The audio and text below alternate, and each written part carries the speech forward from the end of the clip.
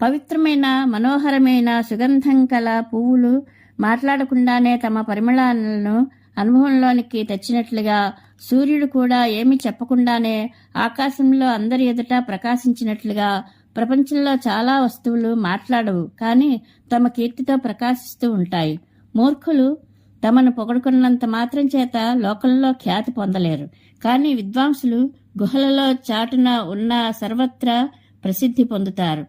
చెడ్డ మాట ఎంత గట్టిగా చెప్పినా కూడా అది అణిగిపోతుంది, అంటే లోకంలో దానికి ఆదరణ ఉండదు. కానీ మంచి మాట మెల్లగా చెప్పినా కూడా లోకంలో వెలుగులోకి వస్తుంది, అందరి మీద దాని ప్రభావం పడుతుంది. గర్వితులైన మూర్ఖులు చెప్పే అనేక సారహీనమైన మాటలు వారి కలుషిత హృదయాలనే వెల్లడి చేస్తాయి. ఈ కారణంగా మంచివారు ప్రజ్ఞను, జ్ఞానాన్ని అన్వేషిస్తారు. ప్రాణులందరికీ జ్ఞానప్రాప్తియే మంచిదని